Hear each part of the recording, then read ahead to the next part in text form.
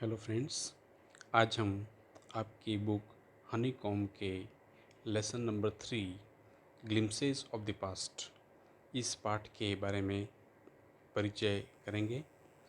शुरुआत में बताया गया है कि यहाँ पर पिक्चरियल ग्लिम्पसेस जो हैं उनके माध्यम से भारतीय इतिहास की 1757 से लगा करके 1857 के बीच जो घटनाएं घटित हुई थी उनको यहाँ पर पिक्चर के माध्यम से व्यक्त किया गया है। यहाँ पर इन पिक्चर में स्पीच बबल्स के माध्यम से कोई वक्ता जो बोलता है उसको बताया गया है और हम लोग 1857 की क्रांति जो हमारा प्रथम स्वतंत्रता संग्राम भी कहा जाता है इसके बारे में यहाँ पर दिया गया है। ये अलग अलग भागों में है। पहला भाग जो है द मार्टायर्स यानी शहीद, इसके अंदर प्रथम एक चित्र दिया गया है जिसमें हमारे भारत की गायिका लता मंगेशकर एक हाथ में गीत लिए हुए माइक पर बोल रही हैं और साथ ही हमारे प्रथम प्रधानमंत्री पंडित जवाहरलाल नेहरू, लाल बहादुर शास्त्री और इंदिरा गांधी बैठे हुए हैं और यह गीत यहाँ पर वो तो गाते हुए बताया गया है, ये मेरे वतन के लोगों जरा आँख में भर लो पानी, जो शहीद हुए हैं उनकी तुम याद करो कुर्बानी। इस प्रकार यहाँ पर चित्र के माध्यम से इस कहानी को शुरुआत की गई है।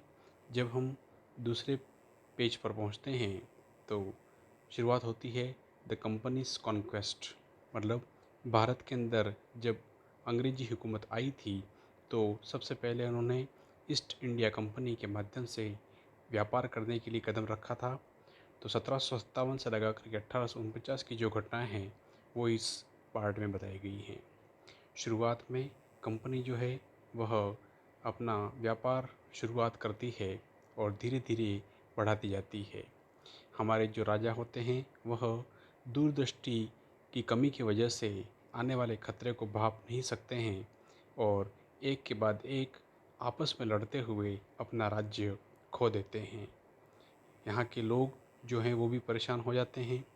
यहाँ पर अंग्रेज़ जो है वह उनको रक्षा करने के नाम पर, राजाओं की रक्षा करने के नाम पर लोगों के ऊपर अत्याचार करती है और आपस में युद्ध कर लड़ाती है और धीरे धीरे भारत के कई राज्यों पर कब्जा कर लेती है। एक राजा था टीपू सुल्तान, वह अंग्रेज़ों से लड़ता है लेकिन वह भी अपनी जान खो देता है। लोग जो हैं वह भी इसी गुलामी की मानसिकता में बहते जाते हैं। कुछ लोग बातें कर रहे हैं कि भगवान ने ही अंग्रेज़ों को भेजा है जिनकी वजह से हमारे यहाँ पर आपस में जो रंजिशें थी वह ख़त्म हुई हैं और हम शांति से रह पाते हैं। वह लोग अंग्रेज़ों की चाल को समझ नहीं पाते हैं शुरुआत में। कुछ लोग इस खतरे को समझ जाते हैं और वो कहते हैं कि वास्तव में ऐसा नहीं है, अंग्रेज़ों ने हमारे ऊपर अधिकार कर लिया है, भले राजा कैसे भी हों लेकिन वो हमारे थे, अब ये बाहरी विदेशी लोग जो हैं हम पर राज्य करने के लिए आ गए हैं। इस प्रकार यह दृश्य यहाँ पर आता है और दूसरे पार्ट का अंत यहाँ पर होता है।